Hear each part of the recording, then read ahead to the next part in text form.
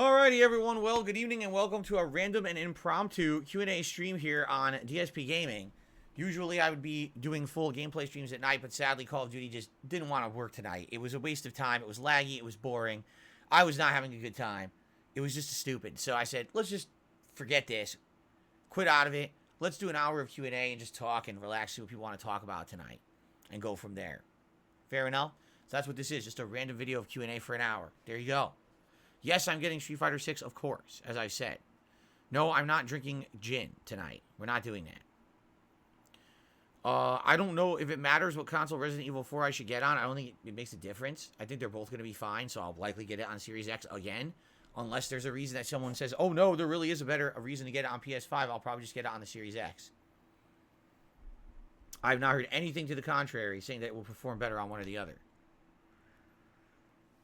I do not follow baseball, Tyler.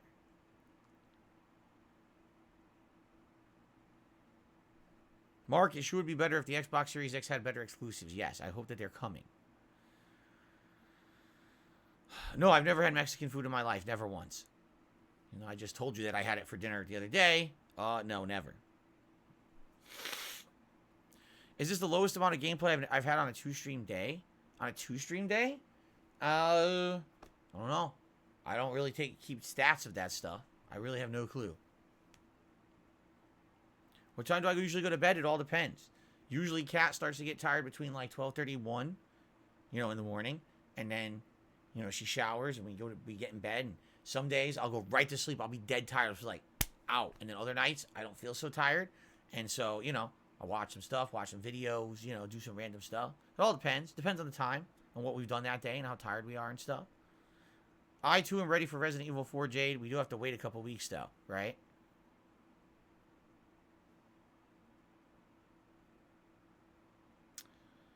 What happened to Call of Duty? It sucks. I closed it. I'm not playing it anymore. It's stupid. It's a waste of everyone's time, including mine. It sucks because, like I just said, I wish I had better multiplayer games in the rotation, but can't play old school Street Fighter. No one plays Capcom Fighting Collection, which is the actual good version of old school Street Fighter, and everyone's still playing the 30th Anniversary Collection that's insanely laggy and a waste of time, so I can't play it. Call of Duty is trash. There's no point in playing it. It's like there's no multiplayer games right now. So I gotta wait for good games to start coming out again. Do I think Dead Space Remake is worth $70? If you've never played Dead Space 1, yes. If you have, no. Best Japanese ramen I've had? Oh, yuzu shoyu? Can't remember. It's a ramen that has a savory flavor, but also has the yuzu fruit in it. So it has some kind of a little bit of citrus tang to it, but also has a lot of savoriness. I really like that.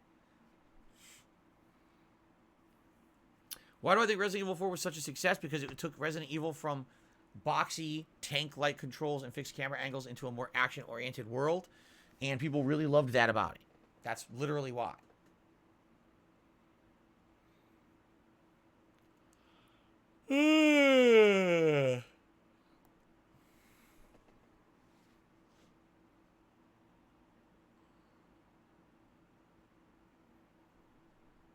No, I'm not going to be interviewing random viewers for DSP Reacts because that would put too much attention on particular viewers, and you know how my trolls are. They're disgusting people. So I'm not going to be doing that and then have these people be harassed because of it. So no. Actually, it's a little bit cold in here. So if you could allow me to close the window a bit. Here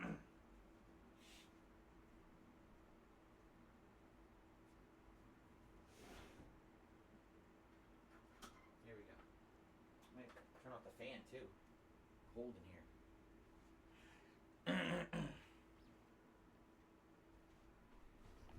Ugh.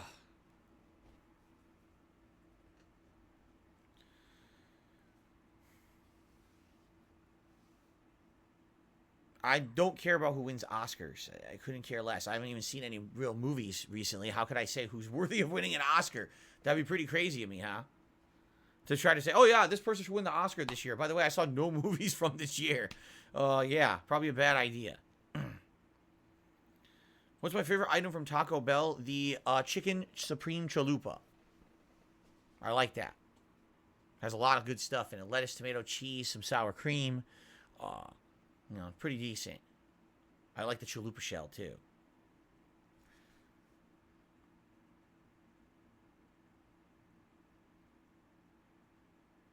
So if you'd like to ask me a question, please tag me in the chat.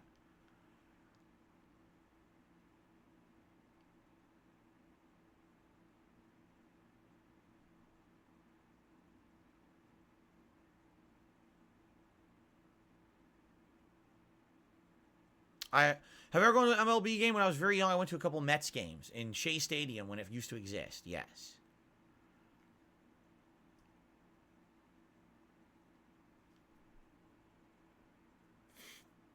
Kid, I've never said no to a fan who asked for an autograph in person. Not once.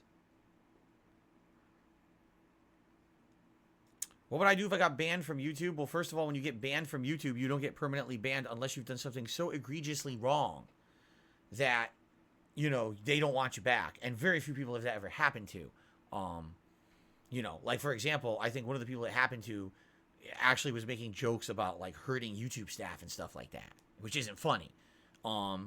But no, if I ever got banned from YouTube, likely it would be a suspension and it would be temporary. So I'd find a way to operate and do work outside of YouTube for a bit until I could come back. It's that simple. Whether that means temporarily on Twitch or a third party. There's a lot of third party streaming sites now kind of opening up.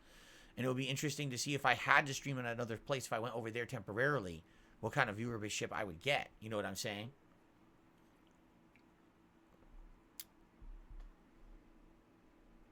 Low tier says, can I have an autograph? I mean, could you have an autograph? Yes. Will I give you one? Probably not, because I'll probably never meet you in person.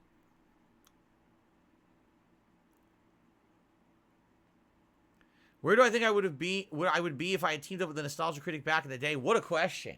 So if you don't know what that's a question is referenced to, all right, way back in 2010, before I ever made a penny making gameplay on YouTube, you know, I lost my full-time job. I was laid off in October of, well, actually, it was late September, early October. I always forget that, but it was 2010. And for 2 months, I tried doing YouTube full-time, but I couldn't make money on gameplay videos, which is what I was known for. So I started doing vlogging, but the vlogging, you know, took off so well, people kept clicking the ads because they felt bad that I lost my office job, which you're not supposed to do. And it got me thrown basically out of the YouTube AdSense program temporarily. Later on, it was reinstated, which is why I was able to have partner networks, and I was able to have my own AdSense on videos for many years now. But anyway, for a time, I went to Blip TV. It was a viable competitive to YouTube at the time. They had monetization even on gameplay, which YouTube didn't have back then. And I was there for about 2 months. And I was supposed to team up with the That Guy With The Glasses crew. There was no Channel Awesome back then. They were known as ThatGuyWithTheGlasses.com. And they were starting to open up different divisions. It was, the main division was just like under That Guy With The Glasses. And that was like film, movie critiques. Then there was a gameplay division that they were opening up called Blistered Thumbs. And it was a brand new thing they were launching. Angry Joe was supposed to be the face of it. Okay? Which makes sense. He was the biggest guy from that site outside of Nostalgia Critic. And he was a gameplay guy and a game reviewer. He was huge. So I went over there to Blip TV. And within the month and a half that I was uploading to Blip TV, I surpassed Angry Joe and became the most viewed person except Nostalgia Critic. Like, literally, it was Angry Joe, me, Nostalgia Critic. And so I was in talks. Not only was I in talks with Blip TV on basically how to team up with them to improve my content, promote my content, and I was supposed to have like a big deal with them because they saw that me as a big talent coming in that was going to bring them a lot of attention and profits. But then I had an actual call, a Skype call, with not Rob Walker, no, not Doug Walker, who's the Nostalgia Critic, but his brother Rob Walker, and that guy Mike Michaud, who's actually the CEO and owner of Channel Awesome. Back then, he was the CEO and owner of That Guy With The Glasses. So I had a Skype call with them about it, and it was a pretty interesting Skype call where they were basically like, "Yeah, dude, like you're hot shit right now. So obviously we want you under the umbrella. We want to get you in under our group. It's not like it's a contract that you're with us and we pay you. Essentially, it's cross-promotion. We'll put you under our umbrella, and you'll be under Blistered Thumbs. We'll promote you on the site. This will get you extra exposure outside of just the site. And, of course, your fans will hopefully cross over to some of our guys, too." It sounded fine because there was nothing, no obligation and no pay or anything for it. It was just cross-promotion. It sounded pretty good, right? And it was funny because they were like, "Yeah, you're going to be under Blistered Thumbs. You know, you'll be along the likes of Angry Joe." And I was like, now at the time, I was like, you know, I knew who he was, but I was like, yeah, but within 1 month, I'm bigger than Angry Joe on here. So why do I care about that? I was like, honestly, I was like, dude, I'm uploading my playthroughs. They're getting more views than him. So why do I care that Angry Joe is in Blister Thumbs? Like, you know what I mean? And of course, that's no slight to him. It was just, it was funny the way they were pushing it to me was that you're going to be with Angry Joe. And I was like, I don't really care. It's not a big deal. But anyway, yeah, I was supposed to be with them. And what happens is once a year, well, first of all, what ends up happening, the way they explained it to me, they said, upload as much of your video catalog onto Blip TV as possible. Because the more you have on there, the more aggregate views you get. And eventually you're just going to build up this body of work that's going to be making endless money. To some extent, they were right. To some extent. The thing is, Blip TV wasn't as big. And therefore, Blip TV didn't have the money that YouTube did. So the ad revenue wasn't as great. Let's put it that way. So it was good, but it certainly wasn't as great. Now, the discussion was that they wanted to have me under Blistered Thumbs for a couple of months, few months, and as long as things went well, they were going to start to have me involved in cross-promotion, meaning have me appear in other people's videos, have people appear in my videos, crossovers, events, things like that. You know, at that time, it was infamous that they were starting up a yearly annual meeting where they would do a giant movie they would film. And yes, I was going to be part of that. Like, all that discussion was starting. And with the Skype call, we touched upon all of it. And they were like, yes, it's all coming. This is great. For now, let's get you under Blistered Thumbs and all of that. So literally, no exaggeration, it was supposed to be like one more week. Like one more week. And then I was going to have my call with Blip TV and see what they were going to offer. And then I was supposed to be on Blistered Thumbs. And then I got banned from Blip TV that week. So it's funny because you might say, well, what would have happened to me if I hadn't gotten banned and I stayed on Blip TV and stayed with those guys? I honestly have absolutely, positively no clue. Because at that point in my career, it was only 2010. I was the underdog. I was the one who everyone liked. Everyone was rooting for me. It was the opposite of today, where now I'm the whipping boy of the internet. Back then, 13 years ago, everyone liked me. So that would have been interesting to go to a place like that. Because likely if I were with those guys in Blistered Thumbs, they would have had me going to conventions and things with the other people from Blistered Thumbs. It would have been group appearances where it's like, hey, we're all sitting, we're signing autographs, you're doing, you know those panels you see all the time? Oh, YouTubers are together on panels and shit. I would have been on those panels with those people. It would have been so different, right?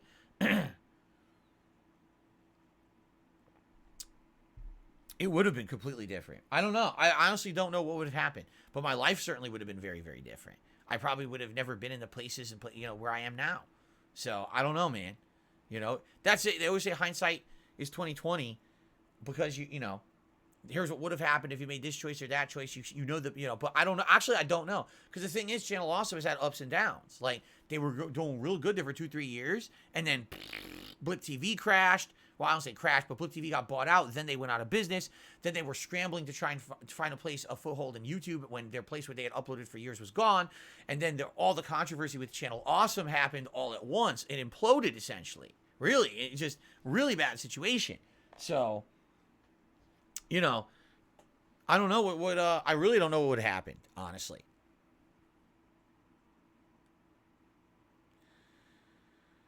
That's a good question. Would I have the haters that I have today if I had been with those guys? I don't know. Would This Is How You Don't Play ever have happened if I had been with those guys? Maybe I would have had some level of protection as being collaborating with other people who are liked. You know what I'm saying? It might have been a lot different. You know, I really feel one of the major reasons why I've been so susceptible to the amount of trolling and hatred that I've gotten, you know, right along this whole path here is because I'm by myself, right? I'm not in a group. I'm not in the creatures.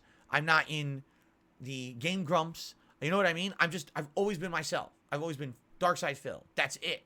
No one else to team up with. No one else. You know what I'm saying? So the real curious question here is, what would have happened if I actually did have someone had my back? Or, you know what I'm saying? I honestly don't know. Things could have been very different. Who knows? But, you know, it's all what ifs. It's all speculation. You just have no clue, right? Jeff says, you probably would have trolls, but not as bad. A lot of older creators have a crew of malcontents that follow them around gossiping. Yeah, but that's a little different. Like, here's an example. All right? Angry Joe has people who hate his guts, but he's still successful. He still makes a great living, and he's still super popular on YouTube. Angry Video Game Nerd, my God, he had a lot of backlash over the last few years because he doesn't even make the content anymore. Like, it's scripted for him. He's just an actor, okay? But still, he still puts out million view episodes and stuff. You know what I mean? So, you know, even though when you reach a certain level, okay, when you reach a certain level of popularity and success, the criticism doesn't really matter anymore. It doesn't. You're kind of immune to it. You've reached that level where you're going to always be popular and have support no matter what happens. And I don't think I ever hit that level. You know, I was close at one point, but I always kind of floundered. And then This Is How You Don't Play destroyed that credibility for me, and that was the end of it. Since then, it's just like, let's just beat the crap out of this guy, you know, just because we can. So, I received a $1.50 tip from Slayer. What's going on, man? He says, well, I'm here for some Q&A. I want to clarify the react video regarding Callisto Protocol criticism from his perspective. The guy didn't like the inventory system because he didn't like the ammo and items going to waste, not being used or sold but dropped. He'd rather items be used a lot in combat and not have enough ammo, or they give him lesser ammo. He doesn't constantly keep finding ammo that won't be used. He was complaining about no shop. At least he wanted the ammo to be sold off if not used. I get it. But I think, again, what they were going for in that game, Callisto Protocol, they literally wanted you to feel like the old school survival horror games. They didn't want you to know what was important. Should I keep this recharge battery, this gun ammo, or a health item? They wanted you to have that conundrum. They wanted you to have that challenge so that you feel, it's a feeling of uncertainty. Here's the thing. If you kind of knew exactly what to do the whole game, it would actually lose its air of horror. One of the things about horror games that keeps you guessing is, I don't know what's around that next corner. Do I need ammo, healing, do I need this, that? I don't know. And inventory management is very frustrating in that game for sure. I will 100% agree with that. At the same time, it's never really a big deal because, it's more about persevering through that feeling of almost like anxiety, right? It's inventory anxiety, I guess is what you could call it. I think too many games today, they do hold your hand with that kind of stuff. There is overabundance of items, or you always feel safe. You're not supposed to feel safe in a horror game, but you feel safe in most modern games. And I think you can tell the reason he was really freaking out. Oh, I have too much. I want to be able to sell it. Yeah, it's your own personal anxiety, dude. You're so upset because every other game you feel safe and padded. Oh, I have so much great ammo, or I have money for it. I have this. In that game, it's like you got to make tough choices. Are you taking that ammo or not? What's the right item to take? And no, you don't get rewarded for having too much. Other games are too easy and rewarding in that regard. That game really felt like classic survival horror to me, and I think it worked because of that. Calm did not, that was the YouTuber he's referencing. Calm did not, or Gom, excuse me, Galm, did not agree. He hated that. Well, I think that it worked. Maybe because I played the classics. Let's see here. Lutier Gawk says, my elbows look like chicken's balls. It's interesting that you stare at chicken's balls. By the way, chickens are female, don't have balls. But does this look like testicles? No, I don't think so. Mishael did a super chat. He says, fortunately, you have cat. That is correct. My life, listen, I keep telling you guys my life is good. There's a few things that I definitely would love to improve. That need to improve. But my life's good, man. It's funny because all these people say to me, oh, how do you put up with all the online harassment? I just don't pay attention to it anymore. You get these idiots who come in with dollar tips and they try to stir me up, and I just ignore it. I don't even know what people are saying about me. I'm sure in the last 2-3 weeks, there's been people talking shit and things. I have no clue. I really have no idea. I don't pay any attention to it anymore. I've just turned it off. Doop. Don't have to listen to it no more. I just like, done. Do my own thing, man. That's it. If there's any new conspiracy shit out there, I haven't heard of it, and I don't care. I'm not involved in it. I sit here, I do my fun stuff on streams, I'm out of here, I have a fun home life behind the scenes. That's what it's all about. Jade says, who would you love to see in Mortal Kombat 12? He wants Ermac, Reptile, and Smoke. I'm a classic MK guy. I just want the classic guys. Anyone up to Mortal Kombat 3, I'm down. Any of the characters after that, I don't really care about, because I didn't like Mortal Kombat 4, and I never played like 5 through 8 or whatever the hell they were. It wasn't until 9 that I started playing it again. So all the classic guys are the ones I want. Let's see here. Oh, my head itches. Jeff says, you're glad you never had any employees. It adds a lot of complications and drama. We've seen some cases like that guy with the glasses in Cinemassacre now. Yeah, in fact, I saw an interview. Doug Walker, the Nostalgia Critic, was interviewed a year or two ago by a YouTuber. And the YouTuber asked him, honestly, what do you think really went wrong with that guy with the glasses that you had all the shit that happened that did? And his answer was, it's just simple. We took on too much. We started taking on all these people. They weren't paid employees. But essentially, since we took them under our umbrella, we were kind of interacting with them like they were. And they were all reliant on us. And we just didn't have the resources to do it right. So people were getting neglected. They weren't getting the attention they needed. You know, it was a bad idea. We were thinking we're like a big family. We'll help everyone. And by doing that, we actually ended up hurting everyone. We took too much on. So, yeah, you know, not having other employees is probably a good thing. Especially because the few people who ever did work with me, like John Rambo, apparently were so upset with the way that they were treated. Even though I felt that they were being treated fairly and they never told me otherwise until years later. You know, probably a good thing. Okay. Mark says, I would like Scorpion, Raiden, Sonya, Reptile, Sub-Zero, and Jax. What's the worst Street Fighter game? The worst numbered Street Fighter game? Man, everyone disagrees. Some people say it's the original Street Fighter 3 because it's insanely unbalanced and there's really only 2 characters in that game that are even competitive. Ibuki, Akuma. Oh, I take it back. Ibuki and Sean, and then Akuma, who's a secret character. Some people would say Capcom Fighting Jam, which wasn't a numbered Street Fighter, but was this amalgamation fighting game they made in the first half of the 2000s, and it was really bad. They reused sprites that looked like shit. The gameplay elements were broken, and just not a very good game. Someone says Street Fighter 5. There you go. I don't know. You know, it's a subjective question.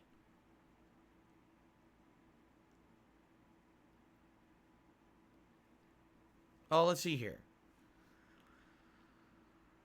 Oh, DSP Reacts went well today. Go check out the first 2 videos. They're live right now over there. And, you know, thanks to everyone who chilled earlier today with that. The more will be coming one a day. By the way, guys, this very much is my late stream. This is my only major real stream here on the channel today. It would be great if you could support the stream. We have over 300 people on the stream. It would be great if you could give it a like. If we hit 100 likes, I'll do a celebratory bubble blow. Super chats would be very appreciated. Memberships, we're trying to hit 380 tonight. We're at 378. We're 2 away from our daily goal. And of course, as you can see, tips would really be appreciated as well, since it has been a slow night for that, considering what happened with the game. Thank you.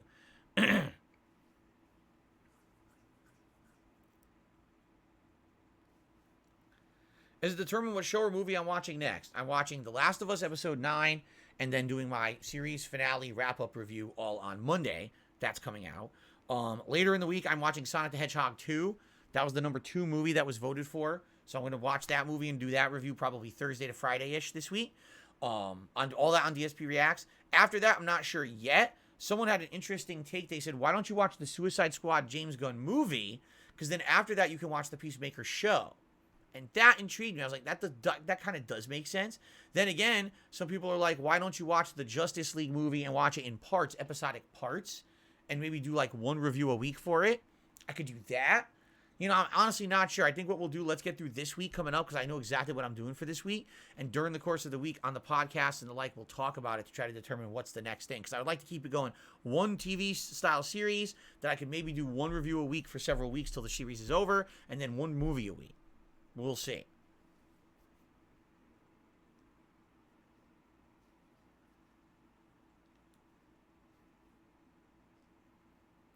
The Last of Us television show is essentially the game light, meaning it's the main plot points of the game with very little elements of the gameplay. Like literally all the gameplay of that game is cut out. Any combat with the bloaters, the cordyceps zombies, even most of the gameplay with the human survivors, just almost all completely removed from the series. And then they interjected new plot lines that weren't in the game. So essentially it's drama. Oh, look out, there's a zombie, drama. A couple zombies, drama. Not to say the drama's bad, but it kind of loses the feeling that it's supposed to be an apocalypse when there's really no threats anywhere. You know? But that's my take on it. I'll see you tomorrow, Jade. Hiseo, thank you for the super chat. He says 3 more months till Street Fighter 6. 2.5, right? 2.5? Just under 3? Yes, I can't wait for it, of course. Thank you for the super chat, Hiseo. Slayer said, do you think his criticism for Callisto Protocol is valid or he's over-exaggerating? It's valid, it's just subjective. Like, I didn't like the inventory system in the first half of the game, but as soon as you get the suit, you understand what they were going for because the suit increases the inventory. he was still in the first half of the game, and he was like completely going off the rails, bitching about it. It's like, dude, get over it. It's, you know, again, if you played classic survival horror, you would understand it. I feels like he didn't. Because if he had played it, he'd be like, oh yeah, this is like seriously like Resident Evil 1 or 2. I understand what they were going for. And you might not like it, but at least you'd understand it. To him, it's like nonsensical in his head, right? Gom. He didn't understand it.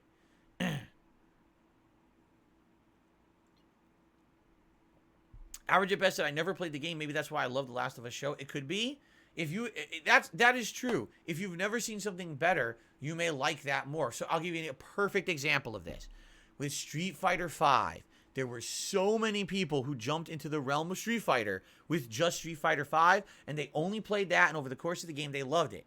But it's like, did you ever play Street Fighter 2, Street Fighter 3 Third Strike, Street Fighter 4? No, I only played Street Fighter V. That's why you like it so much. You actually haven't played the better games to have the frame of reference to understand why Street Fighter V was such a disappointment to those who played the games before. You see? Same thing. So if you only watching the TV series, maybe you wouldn't understand how much better the actual game is, in my opinion. Maybe you disagree. Did you watch Teen Nick? I don't think I did. No. I don't think when I watched Nickelodeon, they had Teen Nick. No, I'm not selling any of my artwork. My artwork is here for the stream. I need this for the stream backgrounds. Of course I'm not selling this artwork. Ridiculous question.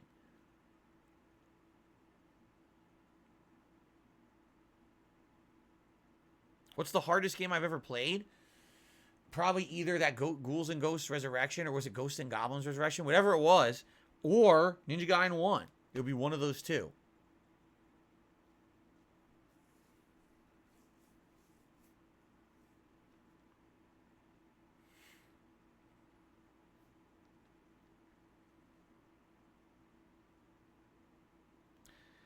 DSP Reacts feels like your NXT while your day stream is Raw and your night stream is SmackDown. There you go, sis. Overpowered. But all right. If you want to make that comparison, I don't know. I haven't actually watched wrestling in years, so I don't even know how valid of a comparison that would be. Niana says, now that you've seen the cool D4 trailer I posted, will you look up some gameplay? How about you post it up for next week and we'll watch it on the show? Everything about that? There you go.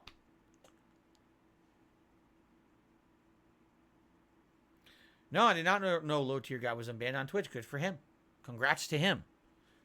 Listen, I personally know what it's like to lose your outlet and lose your business for stuff. I have no idea why he was ever banned on either platform because I don't know. I'm not involved. So good for him for getting back.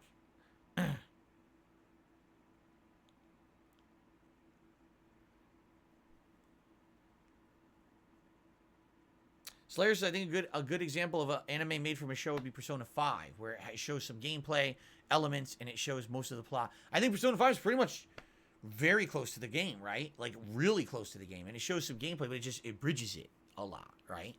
It's very, very close to the plot of the game.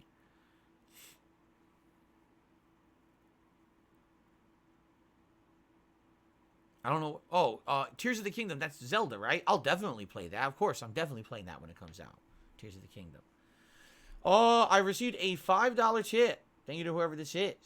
It's Mishael. He says, this is a nice Q&A. Well, thank you, Mishael. I appreciate that, and I'm glad you're enjoying it. Thank you, thank you.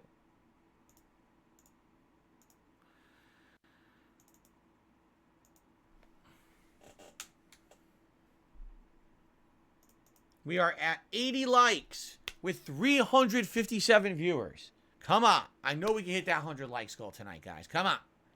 Come on. Yes, I saw Space Ghost Coast to Coast. I never saw the original Space Ghost show.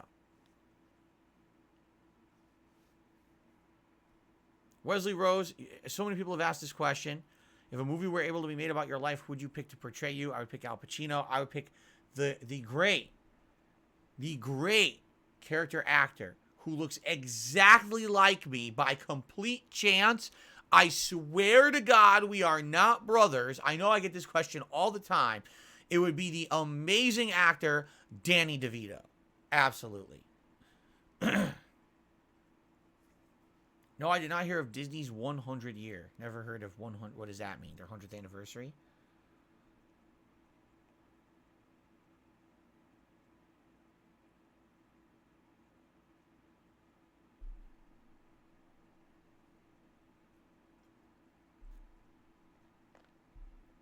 Wouldn't a movie about a streamer be a bit dull? Yes. Essentially, the high points of my life are fun to go over because they were like a whirlwind. All those like early days of streaming, well, I should say early days of YouTube content creation, becoming popular like I did out of nowhere, you know. I mean, I remember, I don't know if I ever told this story, but like, it was just so interesting with all the wrongs that had been done to me in my life. And then when I became successful on YouTube, it was kind of like a up yours kind of a deal. You know, I was making more money as a YouTuber those first few years than the CEOs of the company I used to work with that I got laid off. I was making more money than the managers of the company those first couple of years. It's insane. I mean, what a turnaround that was, you know? But, you know, just saying it's fleeting. It doesn't last. It's very, very short-lived being at the top like that. You know, and then how they can all turn against you. You know what I'm saying? How the internet did. It turned against me. For sure it did. 1,000,000%. This Is How You Don't Play is the origin of that hatred. Before This Is How You Don't Play, the internet kind of razzed me and did dumb things. Every once in a while, you would get like a crazy person who was like, oh, DSP cult leader, right? But it wasn't until This Is How You Don't Play that it became, we're laughing with Phil to we're laughing at Phil at his expense. We don't care if it hurts him, his business, or anything personally, as long as we get to make fun of him. That's when everything changed, you know? And that was 12 years or 11 years ago. So for 11 years, things have just gotten worse and worse and worse to now, the stuff is just insane. It's the hate mob. And logical people see it from the outside and say, what is going on? This is so stupid. They don't even understand it. I received a $5 tip. I just received a $5 tip. Literally nothing attached to that. It's a completely anonymous tip. Well, thank you so much, whoever that was. I appreciate that. Okay.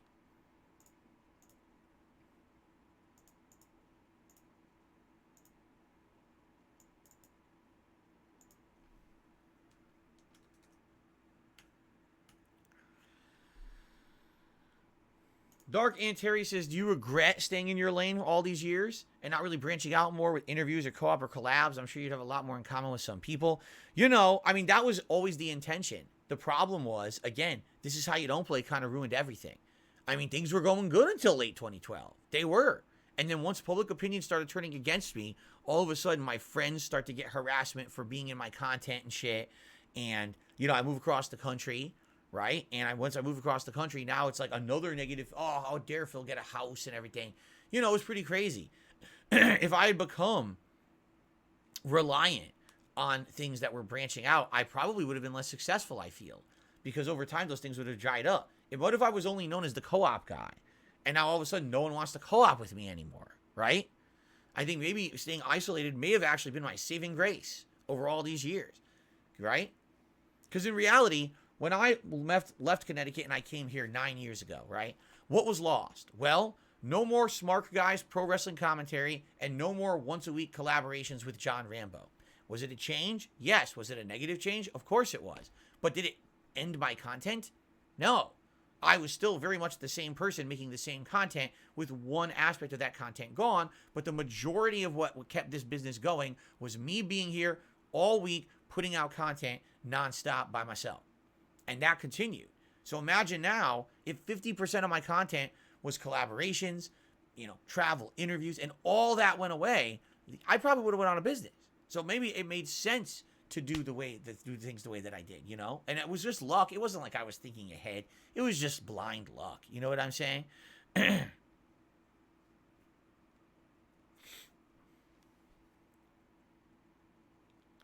Oh, no, I've already said it a million times. I would not box another YouTuber. I'm not one of these people pulling stunts for money. It's ludicrously stupid. Says the Alchemist says, you're worried about rising crime rates in the Seattle area. You're always worried about rising crime rates anywhere. Of course. No, I have no impact by rising crime. Of course, everyone cares about it. Everyone's concerned about it. I hope that it gets fixed, right? Have I considered hiring an editor? So let me respond to that saying there was one point when I was at the height of my popularity So we're talking, 2011, 2012, only a year or two removed from being out of my office job. And I still had contact with some of the people back then who I was doing that office job. And one of them, actually, I was still friendly with. And it was a girl from the office. And she was like, wow, I just checked out your YouTube channel. Holy shit. It's like huge. I was like, yeah, hundreds of millions of views. This is pretty wild. I'm making tons of money and everything. And she actually asked me, she says, if you ever have work, could I work for you? Because she had stayed at the helicopter company and things were falling apart there. And I was like, maybe you could be the person who uploads my videos, who titles the videos, who does thumbnails or something. I was actually considering doing something like hiring a person or two. I told you guys this in Connecticut. I mean, this is a million years ago now. I told you I was considering actually renting out office space. And the office would be where I go, like a 9-to-5 job every day. I go in there. I got my setups going. I could sit down. I could record. I could upload right there, right? Leave it going. Have employees who are there, who are covering things like the social media aspect of the business, who are posting up schedules, who are uploading the videos. Because back then, it wasn't as easy as today. It was actually significant work to upload videos to YouTube back in the day. Today, it's very simple because they've simplified it. And then, talking about expanding. If I had my own studio, my own office, my own set of employees, right? Now maybe I could do even bigger and better things. I told you guys I had aspirations to have a news show where I had a news desk with like a green screen behind me, excuse me, a backdrop green screen where I would have like things behind me and I would be like a newscaster once a day, put out like a 10-minute news show talking about video game news and stuff like that. These were all ideas I had when I was at the height of my popularity. They never really came to fruition. Do you want to know why? I'll tell you why. This is how you don't play. I kid you not. That was the beginning of the end of all of that for me. Once that video series alone turned me from being a prominent, respected content creator into a joke on the internet. And it became, instead of we like Phil and his content, it's we make fun of Phil and his content. And after that, that's when all the different declines and things started happening. And, what else could I do? It all just kind of went poof over the years. And it just got worse and worse. Every time there was another troll who would mess with my livelihood and do things and do illegal things to me, it all just compounded worse and worse. But yeah, no, that was my intention. At one point, I was actually going to rent out office space and have workers there who I was going to hire and pay to do work for me because I could afford it back then. I had all these aspirations, man. I did. This is something I wanted to do, and it just never worked out.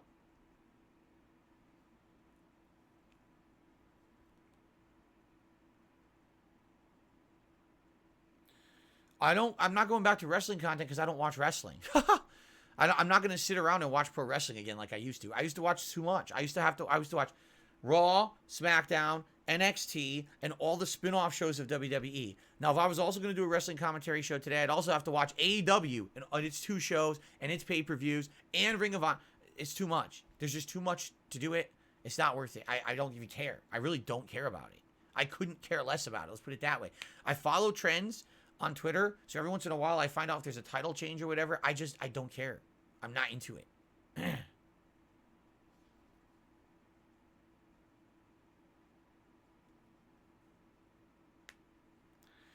Well, yes and no. See, Overpowered Boone says South Park is airing new episodes on HBO Max every Thursday if you're interested in it. Actually, they're not.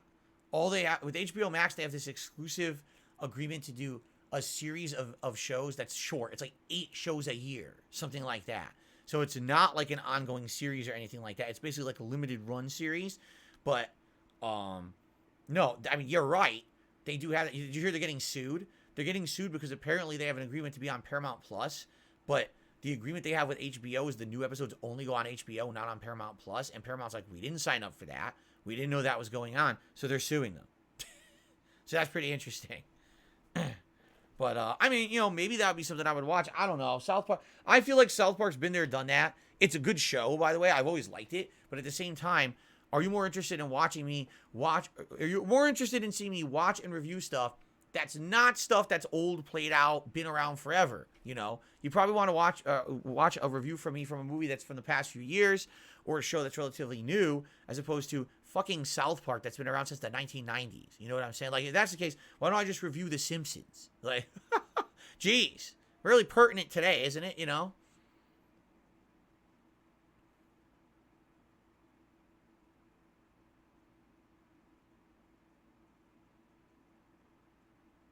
No, I haven't seen Family Guy in years and years. No, I have not.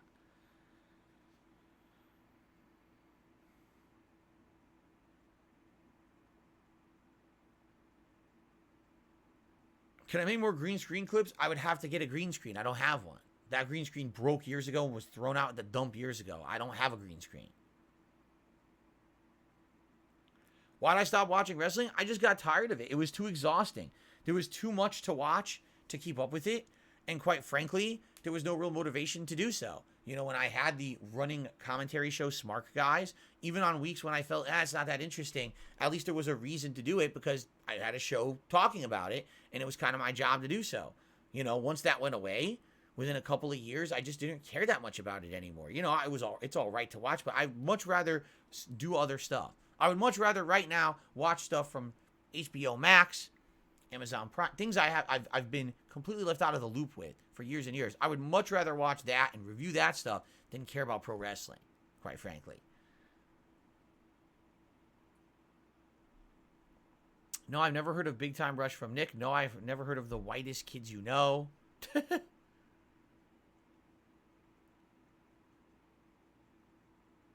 I already talked about the Resident Evil 4 GameStop Collector's Edition issues days ago on my podcast. Slayer says, generally, I think video games made into shows do better as animation or anime than live action because there's limitations with the budget, props, sets, and special effects. Fair enough, although I think with Last of Us, it was already kind of a hyper-realistic game, so it made it a lot easier to translate it into a show, while I do think other video games would have bigger challenges, for sure. Oh, excuse me. Disco says, some people say bad exposure is good exposure, but probably not the case with This Is How You Don't Play. Here's the difference. Here's the difference, okay? Let's say, for example, there is a celebrity, a actor, that gets a bad reputation, correct? But they continue to get work. Well, guess what? They'll continue to make money. They'll continue to be successful as long as people continue to see them in movies. Even if you don't like that person for their personal life, sometimes you'll still go see them in a movie, right? With This Is How You Don't Play, literally they take my content, they edit it in a way that creates fair use, and essentially they make it into a transformative work that's toxic and negative. So they're protected legally to make that content, but now it encourages people to not actually check out my own content. Imagine if, you know, I don't know. Well, let's talk about Robert Downey Jr. He used to be someone with the worst reputation, absolutely worst reputation, right? He was known as the guy who was a druggie. He was horrible, getting into crimes and things, all kinds of messed up stuff, correct? But then he kind of had a resurgence of his career. But imagine if when he was trying to resurge his career, all his movies were all over the internet, pirated, just to make fun of him for free. Now, that didn't happen. Why? Because you can't do that with movies. With movies, you get sued to shit. You get shut down with copyright claims, right? But because I'm a YouTuber, my stuff's not really protected, and therefore, everyone was able to rip my content for free. And essentially, what happened was all the people who used to like me turned into a hate mob because it was more fun to become toxic and hate on me, which was possible to do on YouTube because there was no protections against it, than to like me. And it became this group, almost cultish mentality of people. It's fun to hate on Phil because he is very susceptible to it. It hurts him concretely. We could see the actual net results of the things we're doing that hurt him, and we enjoy that, seeing that pain. We like seeing him writhe in pain. And so they would keep twisting the knife as much as they could. And it destroyed my business because I had no protection against it. You know, again, there's a difference. When you get to a certain height level of popularity, you're immune to that kind of stuff. I was never immune to that kind of stuff. I always was susceptible to it. You know, I was in that earlier group of popular gaming YouTubers. I never reached that height of immunity.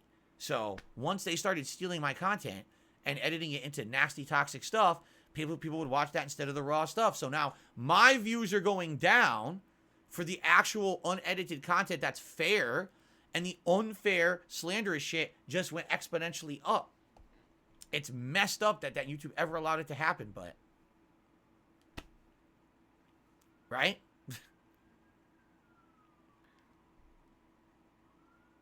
Yes, of course, current games are easier in difficulty than old games, of course. Yes, I've heard of Action 52. Never played it, but I've heard of it. Guys, I'm going to be around for about another 10 minutes or so. So last chance, you want to ask me some questions, or if you could support the stream in any way, I would really appreciate it. As you know, this is was supposed to be my only gameplay stream for today. I would appreciate it if you could support in any way. Thank you. What's my history with Star Trek? Never really saw the original show that much. Started watching with my parents Star Trek The Next Generation, and we all loved it. My dad really loved the show, so we pretty much watched it like every week when it was airing as new episodes, and I really got into it. I loved it. And then I started watching Deep Space Nine after, and I stopped watching sometime along Voyager. And then years later, I went back and watched all of the series from start to finish. You know, Next Generation, Deep Space Nine, and Voyager, and I loved all 3 shows. But that's pretty much it. I haven't watched any of the newer Star Trek stuff, including Picard. And movies, I've seen all the movies. Like all the classic Star Trek movies and all the Next Generation movies, I've seen those. Who's my favorite character from Deep Space Nine? Probably Odo. Well-written character.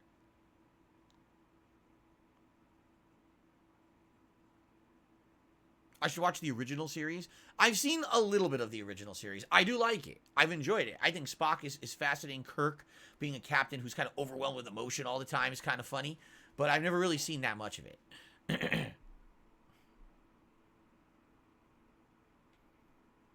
Oh, let's see here. Oh, troll. There we go. I can just ignore the moron.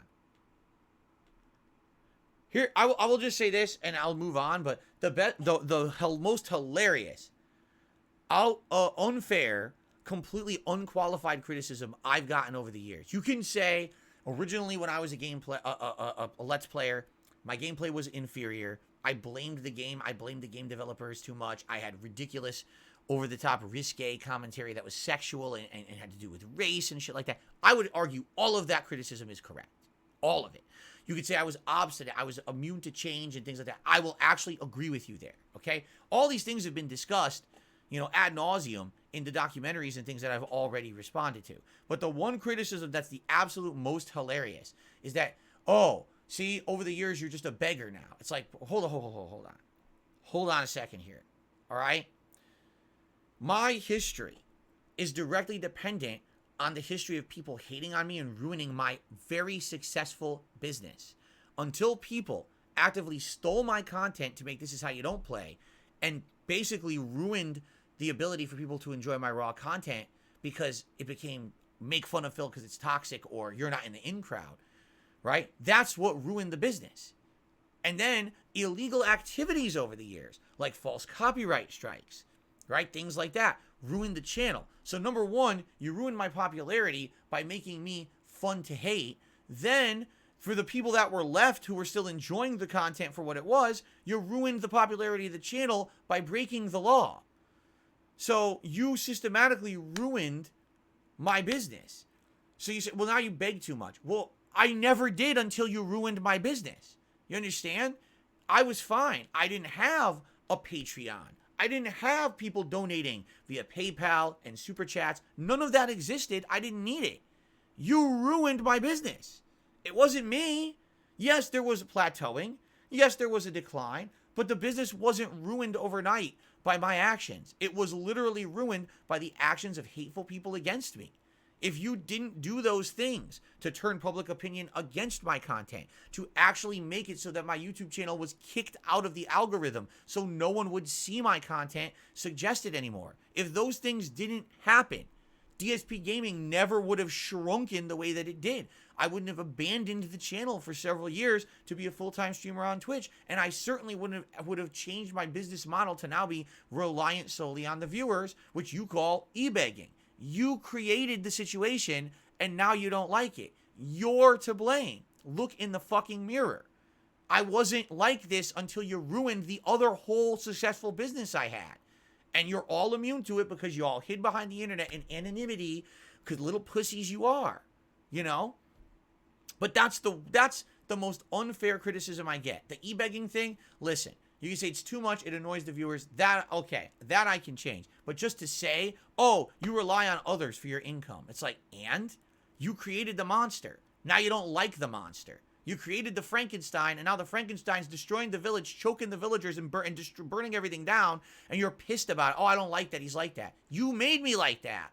I didn't used to have to do that. I didn't have crowdfunding until you destroyed my profitability on DSP Gaming. You're an idiot, and you can't live with yourself because you can't live with your consequences of your own actions. That's really the truth about these mobs of internet trolls. They absolutely will not be held accountable for their own actions. It's the ultimate hypocrisy. You have to hold Darkside Phil fully accountable for every single thing he ever said and done. But God forbid we ever have to look at ourselves and look at what we did to him and for 1 second say, oh shit, well, yeah, he actually was successful until we ruined everything for him. So, they don't want, no, they can't do that. It's ultimate levels of hypocrisy. And they won't ever, ever address that in a rational fashion because it destroys their whole arguments against me. You see?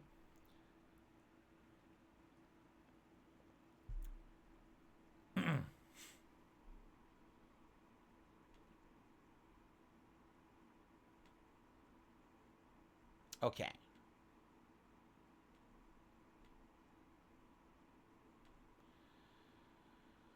Huh? Little Mac and Mario cutouts. Cutouts. These are not cutouts. This is artwork that was actually hand painted by people. This is hand painted artwork that I got at convention. Someone said, where did I get these cutouts? They're not cutouts. This is real canvas art that was painted by someone. Years and years. This one's from like 2009. I think this one was made in like 2010 or 2011. This is from over a decade ago when I used to go to the convention scenes. Yeah, this is not like printable digital art that you can buy a reproduction of or anything like that. Okay? Hard Water, I completely agree with you. He says, this super chat says, stop talking about this. Move forward with your life. I have. You can't change what has happened. You're right. You can only change what will happen from now on. Yes and no. I can try, but when you have a hate mob following you, literally around the internet, consistently trying to destroy anything positive that you say or do around your own self or your business, there's not much you can do. I feel like all I can do is I can control what we're doing right here. That's what I can control. Like literally right here, this is it. And sadly, the nonsense continues outside of the stream. And I can't control the nonsense. I can't do anything about it. They will continue with their narratives. It's funny because I'm about to be on the Side Scrollers podcast this week. So Stuttering Craig knows about me because he knew me as a G1, an original fan of his old business, screwattack.com, from the mid-2000s. He also knows of me as a YouTuber from the 2013 era when I appeared at his gaming convention, Screw Attack Gaming Convention, 10 years ago. He hadn't given me a thought since then, but when he was trying to restart his podcast, he said, oh, that's an interesting name. Let me get him on the show. Immediately when he announces I'm on the show, the hate begins, right? I didn't do that. I didn't even mention I was going to be on the show. That's the haters. You understand that? That's not me. I didn't create that situation, Hard Water. They did. They're the ones who continue the nonsense, right? So now here's a bunch of outsiders who know absolutely, positively nothing about me. And they just wanted to have me on the show because it sounded like I'd be a fun guest, right? Instead, now it can't be a normal show for them. It has to be an interrogation show because the haters have bombarded them so much with negativity about me that now if they don't do that, you know what I'm saying? They're just going to be attacked nonstop. What is that? So Hard Water, it's funny because you say, you can only change what will happen from now on. No, I can't. I can't. I feel like sadly, the only thing I can control is right here in this chair. Anything that happens on the periphery outside of this chair, I can't control. It's a narrative created by a mob of really messed up people, right? I can't just go on Side Scrollers like a normal guest, like I should have the right to, and have fun with a bunch of guys who are all like-minded about games because these idiots have to ruin everything and turn it into it's all about them. Because ultimately, it's the truth. When you really think about it, was it about me? Did I demand that all this drama happen or whatever? I was going to be just a normal guest on that show. But then they made it about them. But what about our agendas? What about our questions? What about our demands? Who are you? Who the fuck are you? Why do we have to answer to you? Right? I mean, in reality, that's really what should have been. Why does anyone have to answer to you? You're a bunch of nobodies. No one cares about you. A bunch of hate mongers on the internet, a bunch of little fucking nitwits, right? I don't care. I don't sit here and answer to them. I certainly don't, right? I don't. But, see what I mean? Like you say, oh, you have the ultimate control. No, I don't. The only thing I can control is what's right here in this chair, on this channel, or I guess on DSP Reacts. That's it. I sadly can't really reach out to anything else. I have no control over the disgusting hate cloud out there around me. I don't even hear it. I literally, if I had not paid attention, I wouldn't even know what was going on. I don't care. I would want to just do my own thing. They continue on with the nonsense themselves. You see what I'm saying?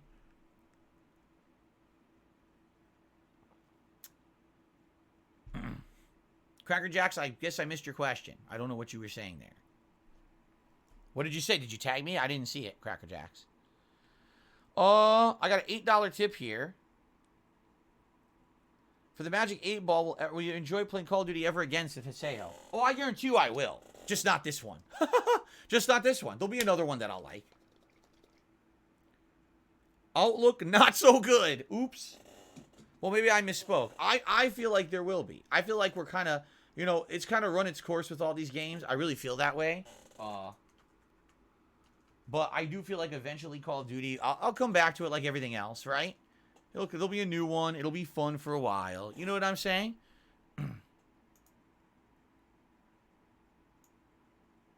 Again, here we go again, Hardwater.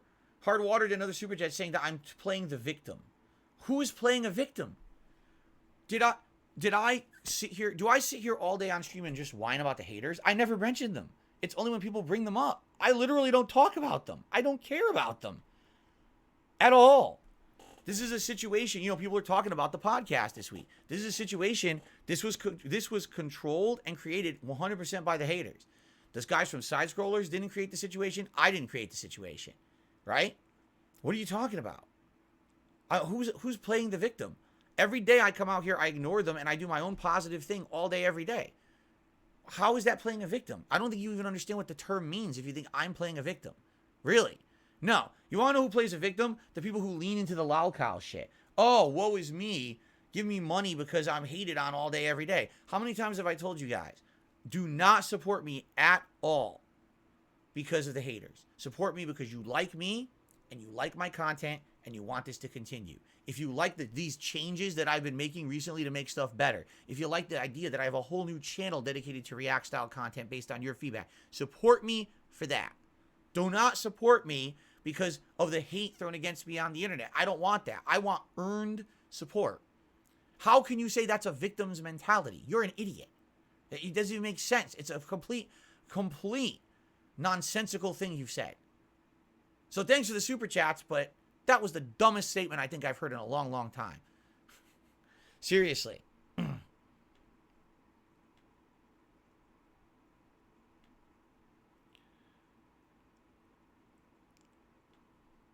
Boy, so you guys are very talkative tonight. A million things coming in. Crow says I can email you a sub-story. I don't even know what you're talking about, Crow. Thank you. Lives for Souls complimenting my looks tonight. Hiseo says, I enjoy the content you provide us. Thank you, Hiseo. Niano re-upped their membership for 2 months to smoke a bowl. I'm not smoking a bowl. Why attack someone who supported me? Because they just literally said something that's a lie.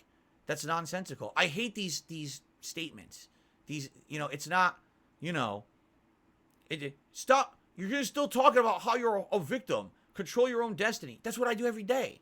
I don't sit here talking about being a victim every day. We're talking about this because people brought it up. I didn't bring it up. What are you, it's just nonsense. And I'm tired. I'm sorry. I will call out hypocrisy and nonsense when I see it. You're going to say I did and said something that I didn't say or do. I will call you out. That's bullshit. I have the right to defend myself against outright lies. Okay?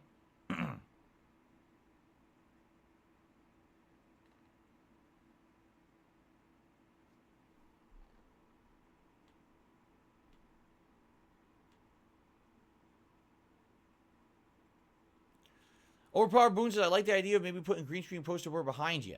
I might try it. I don't know. What I have to do is see what I could find. I was thinking this one. Because this one, I block a little bit too much with my shoulder. But this one, I could probably get one to fit it. And then maybe with the lighting, it'll actually allow me to superimpose something on it. I don't know. All I can do is mess with it and try, right? That's all I can do. But pretty easy to get it. I just have to find time to go to like a craft store and buy one of those big like neon green poster boards, which hopefully they have to see.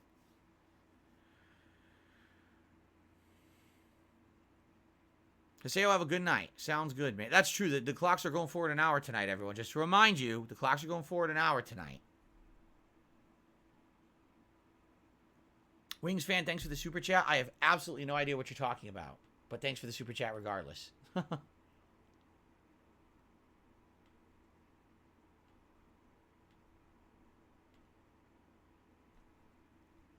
You're talking about a sub-story in Like a Dragon? Oh. I'm very lost. What? Just listen to this. Okay, this is very funny. Hardwater did another super chat. Martin Luther King and Malcolm X didn't complain about being victims. They tried to fix the world they live in. Look in the mirror. You're comparing my situation as an internet content creator, all right, being harassed by a hate mob for 10 years to the plight of an entire race of people who were enslaved, mistreated, and treated like second class, not even second class. They were lower than that, the way they were treated by society. You're going to actually actively compare those two things like they're equivalent. You are a moron. That's tremendous stupidity. Wow. I don't think I've heard something as stupid as that on my streams before. What the heck? Wow. Vacuous empty-headedness. Yikes. You actually think I would try to make that comparison? You are, wow, yowza. In fact, you know what? How about this? I'm going to help you. All right? Here's what I'm going to do. Just so you don't make another stupid super chat that embarrasses you further, I'm just going to ban you now. So now we don't have to see them anymore. Because that was really bad. That was impressively bad. Wow. That was, hooey. Yikes. Darth Goldbach, you have a great night. Yes, we're winding down. I'm about to end the Q&A. Wow. DSP, why don't you take inspiration from civil rights leaders? Oh.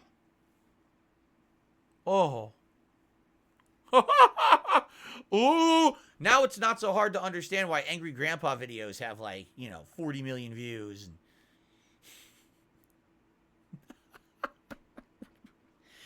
Holy macaroni, dude.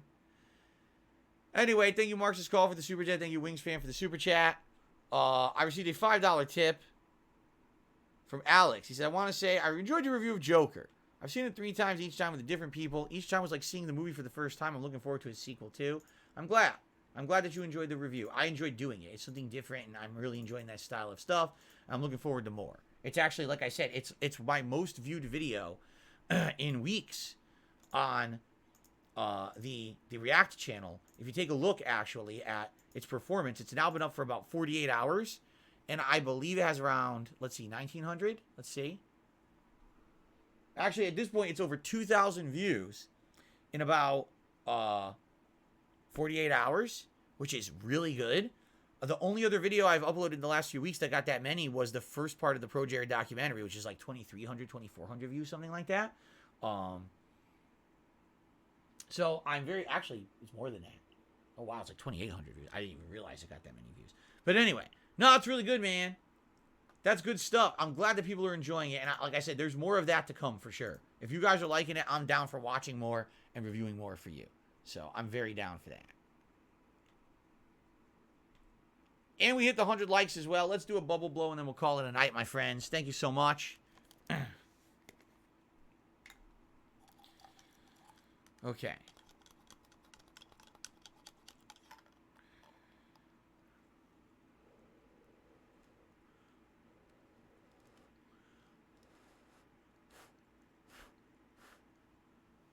There we go. Very